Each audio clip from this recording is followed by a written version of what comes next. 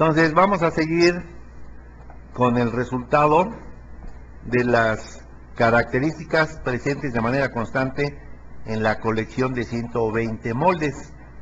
Acuérdense que este fue el resultado del segundo estudio, resultado de la decepción que tuvo el doctor de ver el primero, que era estudiar la oclusión en las asociaciones después de los tratamientos de ortodoncia, y que dejaba mucho que desear. Entonces, este segundo estudio dice, demostró la necesidad de plantear objetivos de tratamiento en ortodoncia. Y hoy en día se les conoce como las 6 claves para una oclusión óptima. Han de saber que hoy, para certificarse en los Estados Unidos, les ven la oclusión con lupa, que en su conjunto son las 6 claves para una oclusión óptima. Que no le dan el mérito al doctor Andrews es otra cosa, pero es como lo estudian. Y estas 6 características presentes para la gente que hace oclusión, o sea, los natólogos, no es nada nuevo, porque es lo que pregonan ellos desde hace cerca de 100 años. ¿Para qué sirven las 6 claves de una oclusión óptima? Para imitar las oclusiones de denticiones óptimas naturales, para establecer metas de tratamiento. Vamos a ver estas 6 claves para una oclusión óptima. La clave 1 se refiere a la relación entre los arcos y se compone de 7 partes. De estas 7 partes, los 3 primeros incisos son exclusivamente para el primer molar. Y el primer inciso dice que la cúspide mesiobucal del primer molar maxilar permanente ocluye en el surco medio bucal del primer molar permanente. Acuérdense que estos resultados del primer estudio lo validó una vez, dijo, y validamos lo que había dicho el doctor Angle en 1899, que la cúspide, como lo ven en estos ejemplos, media bucal deba de ocluir con el surco medio bucal del inferior. Aquí tenemos un ejemplo donde lo vemos. Tenemos otro ejemplo donde se cumple ese requisito cúspide fisura. Tenemos otro ejemplo donde está la cúspide con la fisura. Y tenemos todavía otro ejemplo donde está la cúspide y la fisura.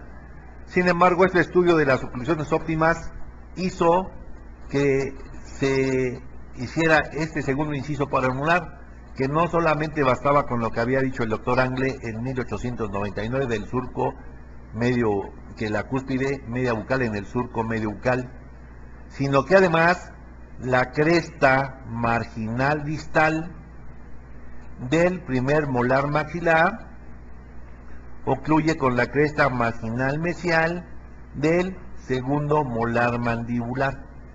Entonces, de estos 4 ejemplos, yo veo donde la cresta marginal mesial de la cúspide media bucal del segundo molar inferior ocluye con la cresta marginal distal de la cúspide distobucal del primer molar, nada más se lleva a cabo en este ejemplo. Vean, aquí está sobrepasada y en los 2 ejemplos no hay contacto. Entonces, esto le agregó el doctor Andrews, que no solamente deba de estar la cúspide en la fisura, sino que además la cresta marginal deba de hacer contacto con la cresta mesial, deba de haber este contacto, que este es lo que ancla el molar. Aquí está exagerado, en estos 2 ejemplos no se lleva a cabo. El tercer inciso de la llave 1 se refiere y dice que la cúspide mesiolingual del primer molar maxilar ocluye en la fosa central del primer molar mandibular. La cúspide grande o palatina de los molares debe de haber relación cúspide-fosa central respecto de los molares inferiores. Entonces, esos 3 incisos se refieren nada más a la relación del molar. El inciso 4 dice que las cúspides bucales de los premolares maxilares tienen una relación cúspide tronera con los premolares mandibulares. Acuérdense que las troneras son la unión de 2 vertientes, entonces cúspides con troneras es el inciso 4. El inciso 5 es lo mismo, pero polingual también de los premolares, que dice que las cúspides linguales de los premolares maxilares tiene una relación cúspide fosa con los premolares mandibulares. Aquí vemos la cúspide palatina del premolar haciendo contacto en la fosa distal del primer molar inferior. El inciso 6 se refiere a que el canino maxilar tiene una relación cúspide tronera con el canino mandibular y primer premolar. Canino superior en contacto con la tronera que está entre distal y mesial del premolar, ¿sí? Y el inciso 7 se refiere a que los incisivos maxilares se traslapan sobre los incisivos mandibulares y las líneas medias de los arcos concuerdan. Todo esto surgió de todas las bocas similares a estas, ¿verdad?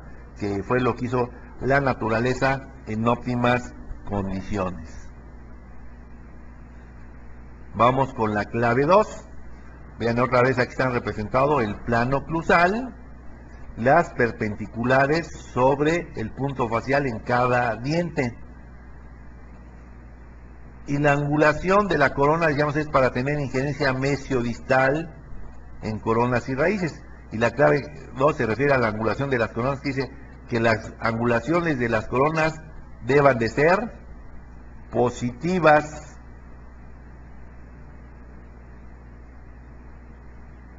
La angulación mesiodistal dice que deban ser positivas. Quiere decir que desde que estudiábamos anatomía dental, cuando hacíamos las raíces de los dientes, nos decían, acuérdense que las raíces van ligeramente inclinadas hacia distal. Entonces vean cómo todos los ejes faciales van inclinados hacia distal, tanto arriba como abajo. Y si las vemos, este es el promedio de los 120 moldes. Y este es el mensaje que llevan los brackets.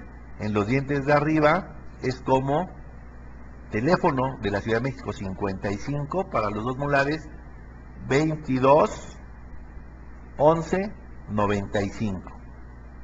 55, 22, 11, 95 para los dientes de arriba de angulación de la corona. Y abajo es muy fácil porque todos los dientes son 2, a excepción del canino que tiene 5.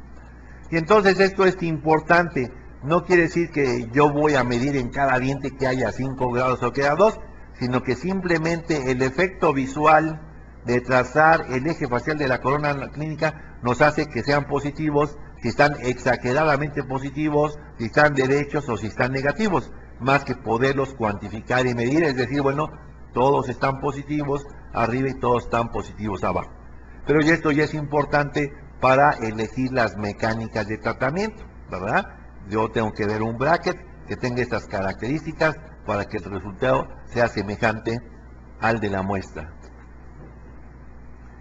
La clave 3, decíamos, igual vean el plano oclusal, una perpendicular para cada diente sobre el punto facial, y ahora a partir de ahí se miden las inclinaciones, que decíamos es injerencia bucolingual de todos los dientes.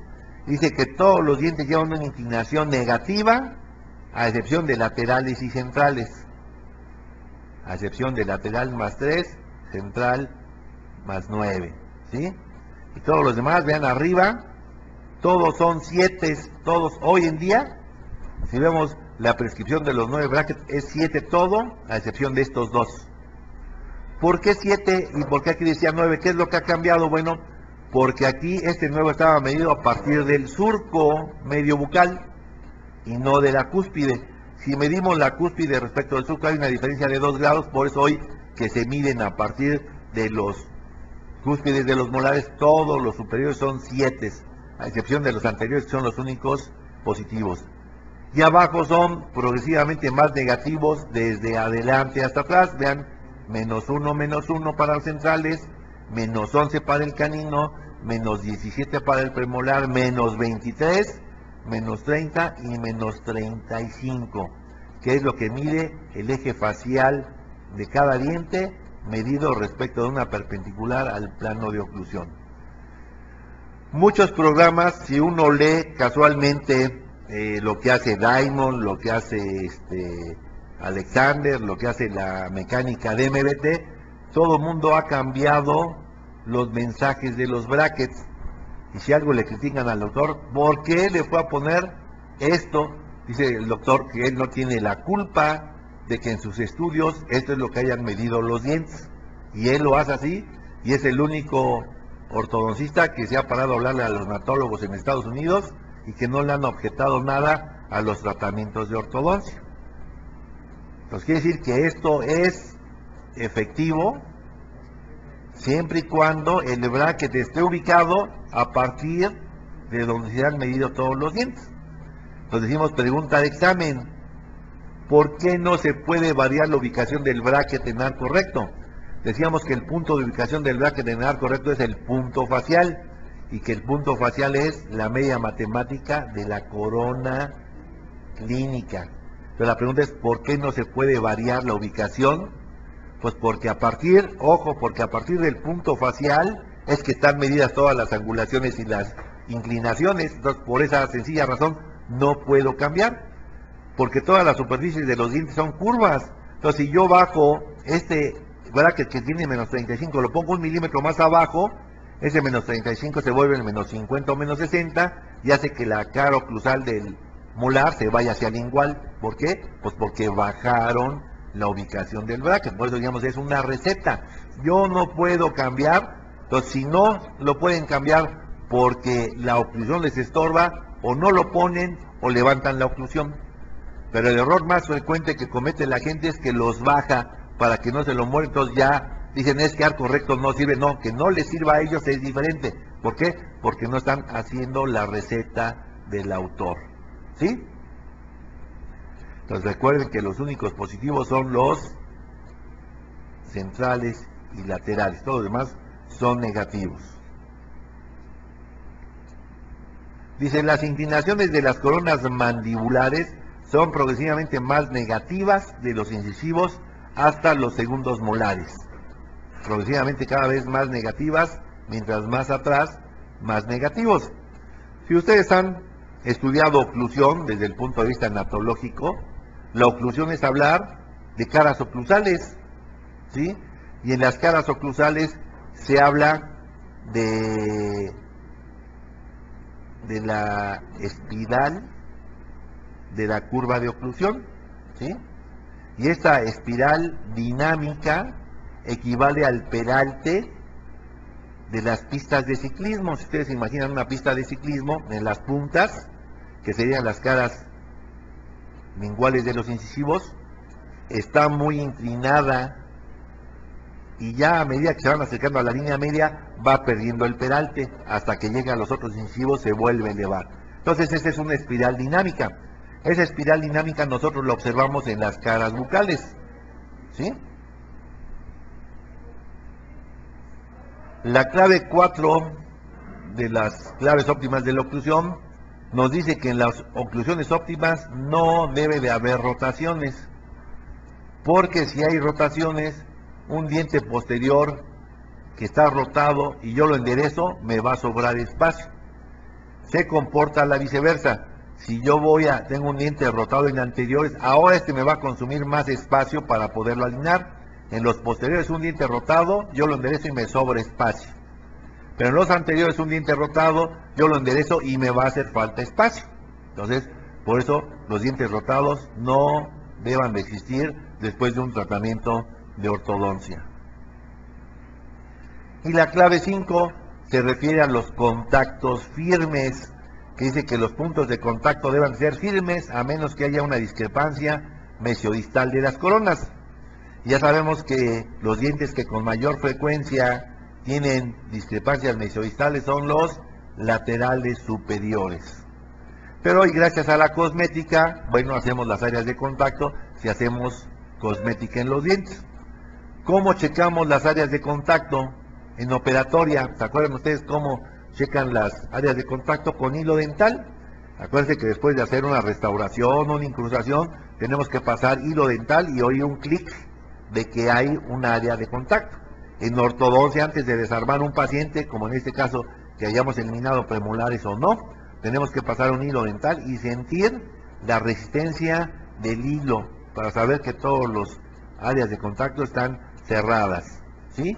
Porque es anormal, porque ahí habría impacto de alimentos y deterioro periodontal en caso de que existiesen espacios. Entonces quiere decir que los contactos firmes se encontraron en las oclusiones óptimas, igual en las oclusiones ortodónticas no debe haber espacios. Los contactos firmes deben estar siempre cerrados.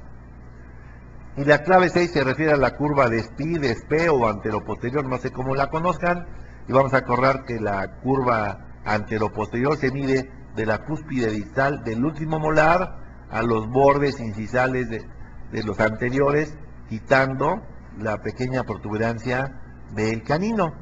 Y decíamos que en estas oclusiones óptimas se encontraron que deben de ser planas o ligeramente curvas, sin exceder de 1.5 milímetros en las más profundas, ¿sí?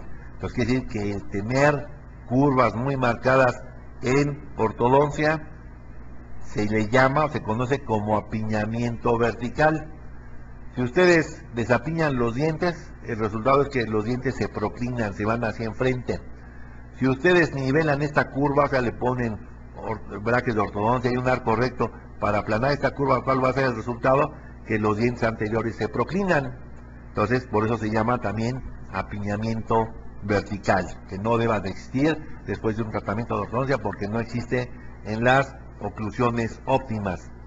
Y aquí lo vamos a ejemplificar. Si nosotros tenemos una oclusión ideal, la podemos ejemplificar con estos cubos que están alineados. Vean, todos los cubos coinciden sus muescas de dónde empiezan y dónde terminan, si están sobre un plano recto.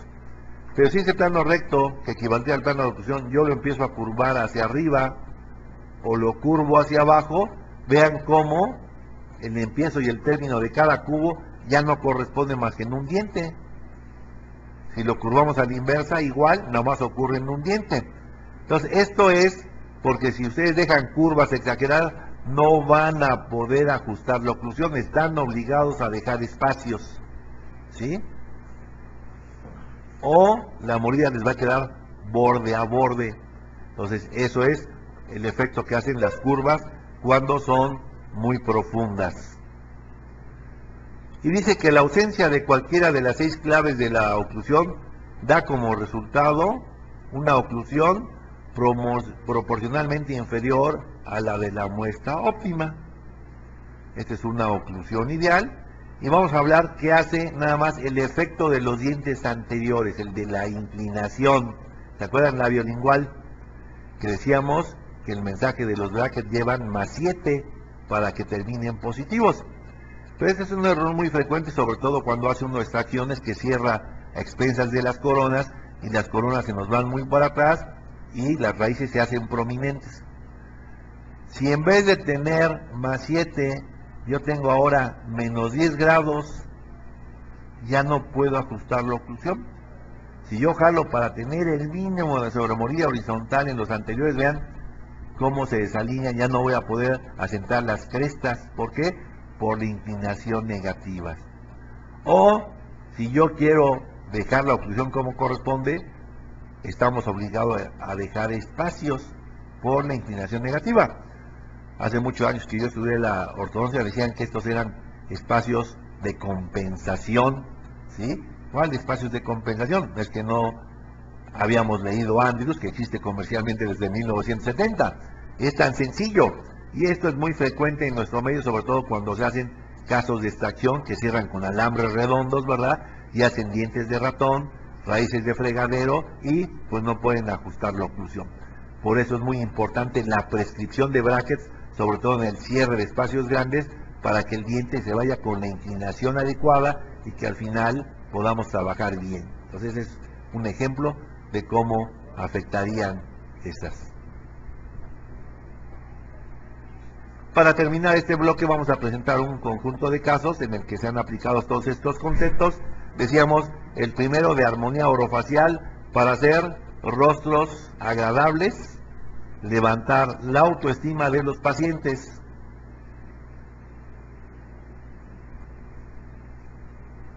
Entonces decíamos que nos preocupa mucho, y el 50% de la carga del diagnóstico en la filosofía de los 6 elementos es el perfil del paciente, y sobre todo mostrando los dientes, y que estos dientes jamás llevan de estar adelante de glabela si tienen la cara perfectamente orientada. Y vemos que no es un problema grave. Aquí está su inicio. Vemos que aquí es una clase 1 con un mínimo apiñamiento en el arco de abajo, pero que del lado derecho es una clase 2 de 3,5 milímetros. Y esto no es compatible con la oclusión ni con la articulación. Y vean, oclusalmente no hay apiñamiento. Por la vista oclusal, aquí a lo mejor hay 3 milímetros de apiñamiento. Vamos a ver a la paciente ya terminada y vemos que está perfectamente engranada, ya tiene su oclusión de tipodonto, como acostumbramos llamarlas, ¿sí? Y que lo solucionamos eliminando un segundo premolar del lado clase 2. Entonces,